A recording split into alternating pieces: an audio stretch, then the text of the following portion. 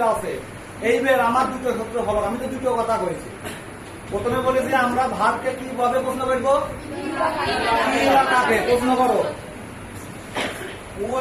আমরা গেলাম, আমরা কি গেলাম, উত্তর আসছে। আমরা কি গেলাম, সকালে গেলাম, প্রশ্ন আসছে। তাহলে কি দ্বারা প্রশ্ন করলে কিন্তু উত্তর পাইছি, পাইছি কি পাইছি না কথা বলো। আমরা কি গেলাম, তাহলে উত্তর পাইনি। আচ্ছা, আমরা কাকে গেলাম, উত্তর আসছে।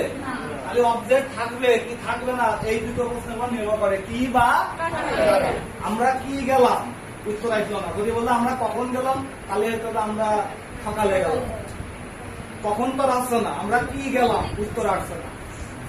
আমরা কাকে গেলাম, উত্তর আসছে না। তাহলে কি বা কাকে দ্বারা যদি প্রশ্ন করে উত্তর না পাওয়া যায়, তাহলে মনে করবো অবজেক্ট নেই। তাহলে অবজেক্ট নেই, এই সঠিক। এবার ক্লিয়ার। আর এক ভাবে বলি, তোমরা যদি প্রশ্ন করতে না পারো, এদের খেয়াল করো, মনে রাখবা সাবজেক্ট এবং ভার্ব, এটা ভার্ব না। এই ভার্বের পরে যদি এই ইনটাকে প্রিপজিশন না, মূল ভার্বের পরে যদি প্রিপজিশন থাকে, মূল ভার্বের পরে যদি কি থাকে, তাহলে বুঝে নেবো ওই সেন্টেন্স অবজেক্ট নেই। মূল ভার্বের পরে যদি কি থাকে, তাহলে বুঝবা কি নেই, অবজেক্ট নেই।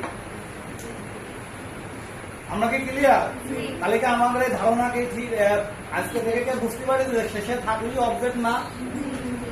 আমাদের ভ্রান্ত ধারণা যে শেষেরটা অবজেক্ট। দেখো সাবজেক্ট ভার্ব অবজেক্ট, তাহলে এই ধারণা থেকে কি আমরা ফিরে আসছি?